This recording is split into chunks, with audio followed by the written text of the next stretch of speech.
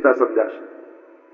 કારણ જ્યારે અન્ય સિદ્ધાંતો સમજાઈ જશે એટલે એમાંથી આકર્ષણ જતું રહેશે. એમ થશે કે પુષ્ટિ ભક્તિથી જે પ્રાપ્ત થાય છે એ અન્ય કોઈ માર્ગમાં પ્રાપ્ત થતું નથી. અને એટલા માટે મહાપ્રભુજીએ સર્વ સિદ્ધાંત સમજાવે. સુંદર ચર્ચા છે. બાળ પ્રબોધનાર્થાય, બાળકને ઉપદેશ આપવા માટે. તમે બાળક છે, બાળક છે કોણ? તો બાળક કહેવાય કોને? તો કે જેને પોતાના હિતનું જ્ઞાન ન હોય, જેને એ ખબર ન હોય કે શું વસ્તુ મારું કલ્યાણકારી છે ને શેનાથી મારું અકલ્યાણ થશે, એટલી સમજ જેનામાં ના હોય એ બધા બાળક જ છે. અને કદાચ આજનો જીવ બધું જ જાણે છે, પણ પોતાનું હિત શેમાં છે એ જાણવા છતાં આંખો બંધ કરીને બેઠો છે. પોતાનું કલ્યાણ શેમાં છે એનું જેને અજ્ઞાન. તમે ગમે તેટલા ભણેલા ગણેલા હો, ગમે તેટલી ડિગ્રીઓ તમારી પાસે હોય, પણ તમારું આત્મકલ્યાણ શેમાં છે એના માટે જો તમે જાગૃત નથી તો આપણાથી મોટું અભણ બીજું કોઈ નથી. કારણ છેલ્લે જેનાથી આત્મકલ્યાણ ન સાધી શકાય એ વિદ્યા જ ન ભણ્યા તો બીજું ભણ્યા એ શું કામ? સભી જ્ઞાન પોથી કો, તો પોથીનું જ્ઞાન છે, પણ આટલું જાણ્યા પછી પણ એ ખબર ન પડી કે શું સાથે આવવાનું છે, એને ભેગું કરવું, તો એનાથી મોટું અજ્ઞાન શું? તો બાળક એ છે જેને પોતાના હિતનું, જે નાનકડું બાળક શિક્ષાપત્રમાં પણ અજાયજી કે રમતો રમતો ચક્કુને પકડી લે અને એને ખબર નથી કે એનાથી વાગી જવાનું છે, માં છૂટવી લે છે, કારણ કે માને ખબર છે. જેમ સર્પને પકડવા માટે બાળક તત્પર થઈ જાય છે, એને ખબર નથી સુવાળું લાગે પણ આ ડંક મારશે તો વિષ વાપી જશે, એનું એને ભાન નથી. એમ ઘણું બધું જગતમાં સુખરૂપ સુવાળું લાગે પણ એ કદાચ વિષકાર ન હોય. એવા બાલ પ્રબોધનાર્થાય, એવા બાળકને સમજાવવા માટે અહીંયા સુંદર ચર્ચાઓ આવી છે. મહાપ્રભુજી આ બાલબોધ ગ્રંથ રચ્યો છે. વદામી સુનિશ્ચિતમ, નિશ્ચય કરીને હું કહી રહ્યો છું. અને ત્યાં મુક્તિના માર્ગ મોક્ષની ચર્ચા આવી. સ્વતો મોક્ષ અને પરતો મોક્ષની હું સંક્ષિપ્તમાં સાર રૂપે લઈશ, કારણ કે આપણે 16 ગ્રંથોનું દર્શન કરવાનું છે. અને સાંખ્ય અને યોગનો પણ ચર્ચા કરવામાં આવી. સ્વતો મોક્ષ એટલે પોતાની સાધના દ્વારા મુક્તિ પામવી, અને પરતો મોક્ષ એટલે કોઈની કૃપા થકી મુક્તિ થવી. બ્રહ્મા, વિષ્ણુ અને શિવ આ ત્રણેય, અને ત્રણેયની ઉપાસનાનો ક્રમ છે. બ્રહ્માજી ને મુક્તિ ગમતી નથી. કારણ એમ જોવા જાવ ને તો તમે જગતમાં પણ જોશો તો બ્રહ્માજીની ઉપાસનાનો બહુ ક્રમ નથી, વિષ્ણુ અને શિવનો છે. પહેલું કારણ એ કે એમની ઉપાસનાનો ક્રમ કેમ નથી?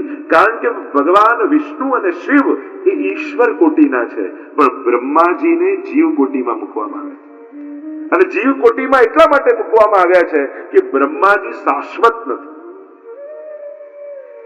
વિષ્ણુ અને શિવ શાશ્વત છે, એ સદાય છે, અમરત્વ છે, શાશ્વતતા છે. પણ બ્રહ્માજી નાશવંત છે. કારણ જ્યારે સૃષ્ટિનો લય થાય છે, ભગવાન પ્રલય કરે છે, ત્યારે બ્રહ્માજીનો પણ લય થઈ જાય છે. અને પુનઃ સૃષ્ટિનું સર્જન ભગવાન જ્યારે કરે ત્યારે ભગવાનની નાભીમાંથી કમળ અને કમળમાંથી બ્રહ્માજી પ્રગટ થાય છે. એટલે દરેક સૃષ્ટિ સર્જન સમયે નવા બ્રહ્માજીનું પ્રાગટ્ય છે. અને શાશ્વત ન હોવાને કારણે એમને જીવકોટીમાં રાખવામાં, અને એટલે એમને આરાધનનો ક્રમ નથી. અને બીજું, વિષ્ણુ અને શિવ મુક્તિ આપે છે, પણ બ્રહ્માજી મુક્તિ આપે યા કોઈની મુક્તિ થાય એ બ્રહ્માજીને ગમતું નથી. કારણ એમના કાર્યથી વિરોધનું કામ છે. બ્રહ્માજીનું કાર્ય છે સર્જન, સૃષ્ટિને બનાવવી, અને મુક્તિ એ તો લય થઈ ગયું, સમાપ્તિ થઈ ગઈ, એ તો ફરી સૃષ્ટિમાં આવશે જ નહીં. જેની મુક્તિ થઈ ગઈ એ ફરી આવવાનો નથી. એટલે બ્રહ્માજીના સ્વભાવથી વિરોધનું કાર્ય થઈ જાય. એટલે મુક્તિ થાય જીવની એ બ્રહ્માજીને બહુ પ્રિય નથી. એવા અનેક પ્રકારના અહીંયા કારણોની ચર્ચા છે. અને વિષ્ણુ અને શિવ એ તો બંને જગત હિતકારક છે, કલ્યાણ કરનારા છે. પણ છતાં મહાપ્રભુજી સમજાવે, જે જેને પ્રિય હોય, અતિ પ્રિયાય નથી, જે જેને અતિ પ્રિય છે એ જલ્દી બીજા કોઈને આપતા નથી. અને એટલા માટે વિષ્ણુને ભોગ પ્રિય છે અને મહાદેવજીને મુક્તિ પ્રિય છે, અતિ પ્રિય છે. અને એટલા માટે વિષ્ણુ જલ્દી ભોગ ના આપી મુક્તિ આપે છે બધા, અને મહાદેવજી મુક્તિ ના આપી ભોગ આપે છે બધા. જે બધા વિધાનો છે, પ્રકાર છે, બંને આપી શકે છે, ભોગ અને મુક્તિ બંને આપી શકે છે. પણ જેને બહુ અતિ પ્રિય વસ્તુ હોય એ અતિ પ્રિયને આપે, પણ બધાને ના આપે. અને એટલા માટે મહાદેવજી ભોગનું દાન કરે છે. જયારે શિવજીનું આરાધન કરો ત્યારે તમને લૌકિકના બધા ભોગો સહજમાં મળી જાય, પણ મહાદેવજી પાસે મુક્તિ મેળવવી કઠિન છે. જ્યારે તમે એમની કૃપાના અધિકારી બનો અને ત્યારે મહાદેવજી મુક્તિનું દાન કરે છે. એ જ રીતે ભગવાન વિષ્ણુ એ એમને ભોગ પ્રિય છે અને એટલા માટે મુક્તિ બહુ ઉદારતાથી આપે છે. પણ જયારે વિષ્ણુના કૃપા પાત્ર બનો છો ત્યારે ભોગનું પણ દાન કરે છે. એવા પ્રકારની અનેક પ્રકારની ચર્ચા સ્વતો મોક્ષ અને પરતો મોક્ષની કરવામાં આવી. પરતઃ મોક્ષ એટલે કે કોઈના આશીર્વાદ થકી, કોઈની કૃપા થકી એ મુક્તિની પ્રાપ્તિ થાય છે. જીવા સ્વભાવ દુષ્ટા દોષ ભાવાય સર્વદા. મહાપ્રભુજી આજ્ઞા કરે કે આ જીવ સ્વભાવથી દુષ્ટ છે, સ્વભાવથી ભક્ત નથી. જો પુણ્યો પરાણે કરાવવા પડે છે અને પાપ માટે કોઈને આગ્રહ કરવો પડતો નથી. માણસ પાપ કરવાના રસ્તા શોધી જ લેતો હોય છે. કોઈને આગ્રહ કરવો પડે. નાના બાળકને એમ કહો બેટા થોડી વાર તો રમી લે, એ રમવામાં જ હોય. ભણવા માટે આગ્રહ કરવો પડે. ન શીખવાડવા, જો સંસ્કૃતના શ્લોકો ગોખાવવા પડે, કોઈને ગાળો ગોખાવી પડે. આજ સુધી કોઈએ કોઈને અપશબ્દો શીખવાડ્યા કે બેટા બે ચાર તો શીખી લે, ઝઘડો થાય તો કામ લાગે. આમ બેસીને ભણાયું હોય, ગોખાયું હોય ના. ન શીખવાનું ને ન કરવાનું માણસને કઈ રીતે આવડી જાય? અને કરાવવાની વસ્તુ માટે કેટલા પ્રયાસો કરાવવા પડે છે. આ જ વિચિત્રતા છે. જીવા સ્વભાવ તો દુષ્ટા, કારણ સ્વભાવ જ પાપ કરવાનો જીવનો પડી ગયો છે. સ્વરૂપથી તો દૈવી છે, સ્વરૂપથી તો પ્રભુનો અંશ છે.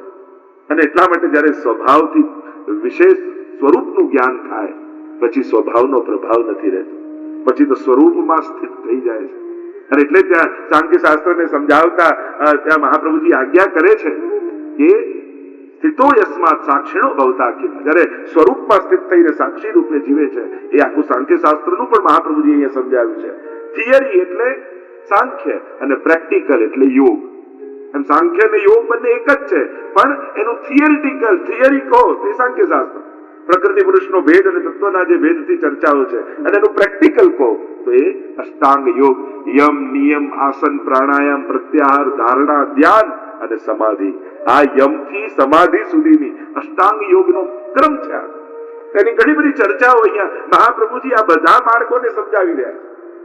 યોગ પણ કોઈ કસરતનું નામ થોડી છે, એ તો ભગવત પ્રાપ્તિ સમાધિ સુધી જવાનો પ્રકાર છે. અહીંયા એ ચર્ચા કર્યા બાદ મહાપ્રભુજી દરેક મતને સમજાવે છે કે આ બધા જ માર્ગો મુક્તિ સુધી મનુષ્યને લઈ જાય છે, પણ ભક્તિ તો દુર્લભ છે. અને એ દુર્લભ ભક્તિ જ્યારે જીવ પ્રાપ્ત કરે ને કઈ રીતે પ્રાપ્ત કરે, તો અહીંયા બાલબોધ ગ્રંથને આપણે વિરામ આપીએ. બોલો ગોવર્ધન નાથ કી જય, કૃષ્ણ કનૈયા લાલ કી જય. તૃતીય ગ્રંથ છે સિદ્ધાંત મુક્તાવલી. જો આજે શાસ્ત્રોને 3 પ્રકાર જોવાના હોય ને, પેલું વિહંગાવલોકન, ભ્રમરાવલોકન, સિંહાવલોકન. આજે આપણે જે દર્શન કરીશું એ વિહંગાવલોકનની જેમ પક્ષી આકાશમાં ઉડતું હોય અને કઈ કામની વસ્તુ દેખાય એટલે જમીનમાં આવે ને પાછું પોતાનું કામનું વસ્તુ ઉપાડી અને પાછું આકાશમાં જવા લાગે, એ જ રીતે આપણે 16 ગ્રંથનું દર્શન કરવાના છે. ગ્રંથોને જોતા જોતા જે કામનું તત્વ લાગશે ઉપાડી દઈશું. આમ ત્રીજો ગ્રંથ સિદ્ધાંત મુક્તાવલી.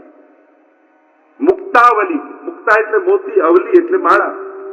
કયા મોતીઓની માળા છે? કે સિદ્ધાંત રૂપી મોતીની માળા છે. અચ્યુતદાસ ઉપર કેવી કૃપા મહાપ્રભુજીને થઈ. અચ્યુતદાસને ઠાકોરજી જયારે શ્રીનાથજી બાબાને પધરાવ્યા પાટે, ત્યારે મહાપ્રભુજી આજ્ઞા કરી કે તમે સેવા કરો. કૃપાનાથ, મારાથી આ અવસ્થામાં સેવા સંભવ નથી. આપ કૃપા કરો કે હું જ્યાં છું એ ગુફામાં રહેતા પણ મને માનસી સિદ્ધ થઈ જાય. અને મહાપ્રભુજીએ પોતાનું ચરણોદક આપ્યું. અને ચરણોદક આપ્યું ને એવા દ્રષ્ટિ થઈ ગઈ અચ્યુતદાસની, વ્રજની સઘળી લીલાઓ અચ્યુતદાસને પ્રગટ દેખાવા લાગી. જ્યાં દૃષ્ટિ કરે ને જે લીલા સ્થળી હોય ત્યાં ઠાકોરજી પ્રગટ લીલા કરતા દેખાય. અને રોજનો ક્રમ ગુસાઈજીનો એવો થઈ ગયો, શ્રીનાથજી બાબાના શૃંગાર વસ્ત્ર આદિ કરી અને જયારે પાછા પધારતા હોય ગોકુલ, ત્યારે રોજ અચ્યુતદાસને મળીને પધારે. ત્યારે અચ્યુતદાસે વિનંતી કરી કે જયરાજ આપ કેમ શ્રમ લો છો, મારા સુધી આપ કેમ આવો, હું આપના સુધી આવું. ત્યારે ગુસાઈજીએ કહ્યું, અચ્યુતદાસ તમારી આંખોમાં અમને મહાપ્રભુજીના દર્શન થાય છે. જયારે ચરણોદક મહાપ્રભુજીનું નેત્રમાં લગાડ્યું છે અચ્યુતદાસે, જાણે શ્રી વલ્લભ એમના નેત્રોમાં વસી ગયા. અને શ્રીનાથજી બાબા જે વસ્ત્ર શૃંગાર ધર્યા હોય ગુસાઈજીએ, એ અચ્યુતદાસની આંખોમાં દેખાય. ગુસાઈજી એવી કૃપા અચ્યુતદાસ પર થઈ. શ્રી મહાપ્રભુજીના જયારે શરણે આવ્યા, કૃપા થઈ અને સિદ્ધાંત મુક્તાવલી નામનો ગ્રંથ એમના પર કૃપા કરીને મહાપ્રભુજી, એમ તો 8 ટીકાઓ છે સિદ્ધાંત મુક્તાવલીમાં, અને મહાપ્રભુજી એ ગ્રંથનો પ્રારંભ કરતા પ્રથમ શ્લોકમાં આજ્ઞા કરે. જો દરેક ગ્રંથોનો પહેલો શ્લોક લઈને પછી આપણે જઈશું, તો ઘણી વાર કહું ને, શર્ટનું પહેલું બટન બરાબર લાગે ને તો બાકી બધા બટન બરાબર લાગી જાય. પહેલો શ્લોક સમજીને, આ ચાવી રૂપ છે. જેમ ચાવી આ મોટું મકાન હોય, એનાથી નાનું દરવાજો હોય, એનાથી નાનું સાંકળ હોય, એનાથી નાનું તાળું હોય, એનાથી નાની ચાવી હોય, પણ એક ચાવી આપણા હાથમાં હોય તો આપણે શું કહીએ, ઘર મારી પાસે છે, અરે તારી પાસે તો ચાવી છે. પણ ચાવી જેની પાસે હોય મકાન એની પાસે કહેવાય. અને એક નાનકડી ચાવીને જો યોગ્ય દિશામાં ફેરવો તો આખું ઘર ખુલી જાય. એમ જ આ પ્રથમ શ્લોકો ચાવી જેવા છે, એને જો યોગ્ય દિશામાં ફેરવશો ને તો આખું ઘર, ગ્રંથરૂપી ઘર ખુલી જશે. અહીંયા સિદ્ધાંત મુક્તાવલીનો પ્રારંભ કરતા શ્રી મહાપ્રભુજી આજ્ઞા કરે છે, નત્વા હરિમ પ્રવક્ષ્યામિ સ્વ સિદ્ધાંત વિનિશ્ચયમ. પહેલા સર્વ સિદ્ધાંતની વાત હતી, હવે આ ગ્રંથમાં સ્વ સિદ્ધાંતની વાત છે. કૃષ્ણ સેવા સદા કાર્ય માનસી સા પરામતા. મહાપ્રભુજી હવે આ સિદ્ધાંત મુક્તાવલીમાં સ્વ માર્ગના સિદ્ધાંત, પહેલા અન્ય માર્ગોના સિદ્ધાંત બતાવ્યા, હવે આપણા પુષ્ટિ માર્ગના સિદ્ધાંત, અને એનો પહેલો સિદ્ધાંત બતાવતા મહાપ્રભુજી આજ્ઞા કરે, કૃષ્ણ સેવા સદા કાર્ય માનસી સા પરામતા. ચેતસ્તત પ્રવણમ સેવા તત્ સિદ્ધે તનુ વિત્તજા. મહાપ્રભુજી સમજાવે, તત સંસાર દુઃખસ્ય નિવૃત્તિ બ્રહ્મબોધન. કૃષ્ણ સેવા સદા કાર્ય. જો આ સનાતન આજ્ઞા છે. સેવાના અનેક રૂપ હોઈ શકે છે, પણ કૃષ્ણ સેવા સદા કાર્ય આ શાશ્વત મહાપ્રભુજીની આજ્ઞા છે. અને સેવા અનેક પ્રકારની. જો ઘરમાં 5 જણા સેવામાં જોડાતા હોય તો બધાને કઈ શૃંગાર કરવા ન મળે, અને શૃંગાર કરવા એ જ સેવા, એવું કોણે કહ્યું? ભોગ ધરવું એ જ સેવા, એ કોણે કહ્યું? સેવામાં સહાયક બનવું એ પણ સેવા, પ્રચારક બનવું એ પણ સેવા. ઘણા ઘરોમાં એવું હોય છે કે ઘરના 15-20 જણા સાથે રહેતા, સૌરાષ્ટ્રમાં આખું કુટુંબ ભેગું રહેતું, અને બધા જ સેવામાં. તો કોઈ રસોઈની કરતું હોય, કોઈ ટોકરીની સેવા કરતું હોય, કોઈ માળાજીની સેવા કરતું હોય. તમારી સેવા પ્રભુ સુધી પહોંચે, પ્રભુ નિમિત્ત જે કરો છો તમે સેવામાં જ છો. આપણે તો એમ નથી થતું કે આને એક માળા ધરાવી, મારે તો માળા રહી ગઈ, એને ઘરના એક આવીને બધા એક માળા ધરાવે, આ તો પ્રભુને શ્રમ પડે. ઘણી જગ્યાએ એવું હોય છે, લો આને લાભ મળ્યો, અમે તો રહી ગયા. આ સેવાના સ્વરૂપને, સેવા શબ્દને સમજવું બહુ નિતાંત આવશ્યક. અને એટલા માટે જયારે એ સમજાશે તો પછી સમજાશે કે સેવા કહેવાય કોને. આપણે ત્યાં તો પ્રભુના સુખનો વિચાર, એને જ સેવા કહીશું. અને એની અભિવ્યક્તિ એ શૃંગાર, સામગ્રી, ભોગ એના અનેક દ્વારા કરી શકાય. કૃષ્ણ સેવા સદા કાર્ય માનસી સા પરામતા. અને માનસી એ પરમ સેવા છે. ઘણી વાર લોકો માનસી એમ સમજે કે મનમાં બેઠા બેઠા મનથી વિચારવું એને માનસી. આ માનસી ન કહેવાય, એ તો પરામતા. જેમ આપણે ત્યાં જપના પ્રકારમાં પણ ભગવાને બતાવ્યું, વાચિક, માનસિક, ઉપાંશુ, આ બધા અનેક પ્રકારના જપ કયા છે. તો મનમાં કરવું એ માનસિક જપ નથી. જપ કરતા કરતા કરતા મન એવી અવસ્થામાં આવી જાય કે મન અખંડ જપ કરવા લાગે, એને કહેવાય માનસી જપ. એ ફલરૂપા છે માનસી. એમ જ તત્સિદ્ધે તનુ વિત્તજા. મહાપ્રભુજી સમજાવે છે કે આ માનસીની સિદ્ધિ કઈ રીતે થશે? કે તનુ વિત્તજા દ્વારા. દેહ દ્વારા થાય એ તનુજા, વિત્ત દ્વારા, ધન દ્વારા થાય એ વિત્તજા. અને આ તનુ વિત્તજા કરતા કરતા કરતા માનસીની સિદ્ધિ થાય છે. તમે વાર્તા સાહિત્યમાં જોવા જશો તો તનુજાની પણ પ્રકાર તમને વાર્તા જોવા મળશે, વિત્તજાનો પણ પ્રકાર જોવા મળશે, તનુ વિત્તજાનો પણ પ્રકાર જોવા મળશે. અને એના દ્વારા માનસીની સિદ્ધિ. રાજા આસ્કરણદાસજીની વાર્તા જુઓ, કેવી માનસીની સિદ્ધિ થઈ. યુદ્ધના મેદાનમાં લડતા લડતા પણ ભગવત સેવા ચાલી રહી છે. અને એવો પ્રસંગ આખો વર્ણન કરીએ છીએ ને કે યુદ્ધ કરતા કરતા મનથી માનસી કરતા કરતા આસ્કરદાસજીને એમ થયું કે ઠાકોરજીના રાજભોગનો સમય થયો અને કઢીનો ડબરો ભોગ ધરવા જાય અને ઘોડાને ઠોકર વાગી યુદ્ધના મેદાનમાં. અને ઇતિહાસ એમ લખે છે કે એમને થયું કે ડબરો ઢોળાઈ ગયો અને યુદ્ધના મેદાનમાં એમના કપડા કઢીવાળા થઈ ગયા. આ માનસીની શક્તિ. એવા તો અનેક પ્રસંગો આપણે ત્યાં છે. અને આસ્કરદાસજી માટે તો એવી આજ્ઞા ગુસાઈજીએ કરી હતી બેટીજીને કે ઠાકોરજીને ભોગ ન ધર્યો હોય ને અને જો આસ્કરદાસજી આવી જાય તો એમને લેવડાવી દેવું. કારણ કે એમના તો હૃદયમાં ઠાકોરજી બિરાજે છે. હૃદયમાં ઠાકોરજી આરોગીને જ એમને પ્રસાદી લેવડાવશે. અને એકવાર એવું થયું, બેટીજી ઠાકોરજી નવનીત પ્રિયાજીને ભોગ ધરવા જતા હતા અને એટલામાં આસ્કરદાસજી દેખાયા અને એમને પ્રસાદ લેવડાવી દીધો. ફરી રાજભોગ સિદ્ધ કર્યો અને પ્રભુને આરોગ આવ્યો અને ગુસાઈજી આરતી કરવા પધાર્યા ત્યારે મલક મલક મલક મલકાતા નવનીતલાલને જોયા. તો પૂછ્યું કે બાબા આજે આટલા પ્રસન્ન કેમ છો? ત્યારે પ્રભુએ કહ્યું કે આજ રાજભોગ મેં दो बेर आरोग्य, एक बार आस्करदास जी के हृदय में विराज कर और दूसरी बार पुनः सिद्ध करके धर्यो. આવો ભાવ આસ્કરદાસજી આવી માનસી સિદ્ધ છે. આપણે તો પેલા બહુનો પ્રસંગ આવે ને કે શેઠજી સેવા કરવા બેઠા હતા અને કોઈ આવ્યું કે પૂછ્યું શેઠજી ઘરમાં છે અને પેલી બહુ બુહારી કાઢતી હતી ને કહ્યું કે ના શેઠજી તો મોચીની દુકાને જોડા લેવા ગયા. અને અંદર શેઠજીએ સાંભળ્યું ને દોડતા આવ્યા કે તને ખબર છે સેવામાં બેઠો છું? ત્યારે કહ્યું સસરાજી ક્ષમા કરજો, બેઠા તો ઠાકોરજીની સામે હતા પણ હતા તો મોચીની દુકાને.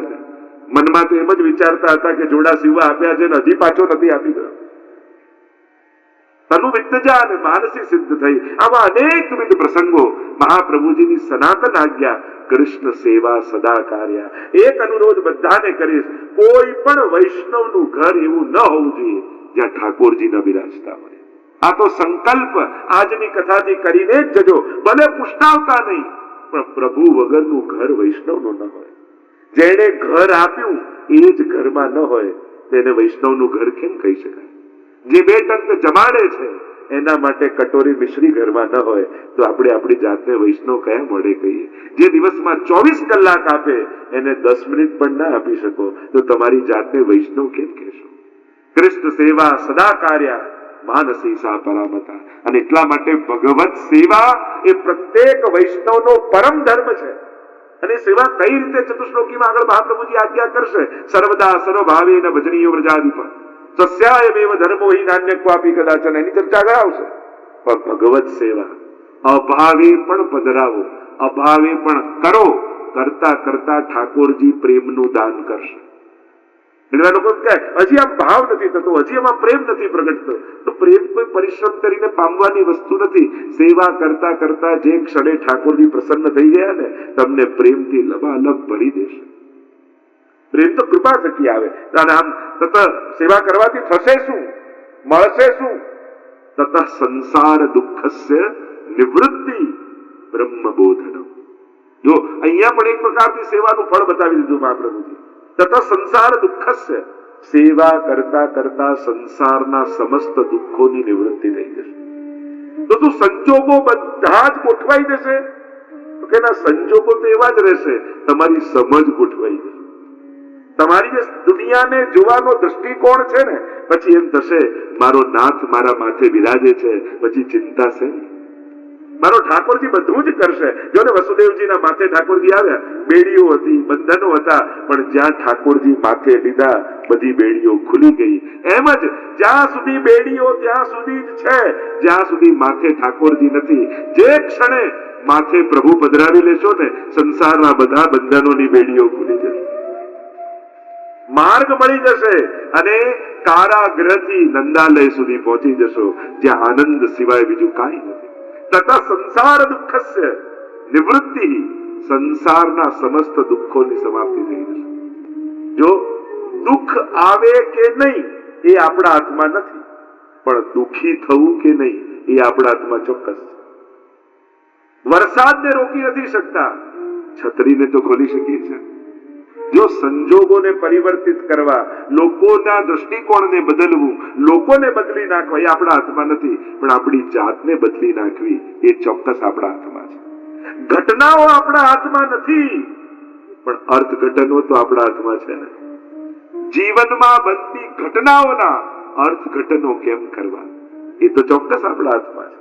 અને જ્યારે પ્રભુ બિરાજી જાય છે અને ત્યારે કહ્યું તત સંસાર દુઃખસ્ય, સંસાર તો દુઃખમાલય છે જ. કોઈનો સંસાર એવો નહીં હોય જ્યાં ક્યારેક ને ક્યારેક દુઃખ ના આવે. બહુ સહજ છે. દુઃખ ન આવવું એ આશ્ચર્ય છે, દુઃખ આવવું એ આશ્ચર્ય નથી.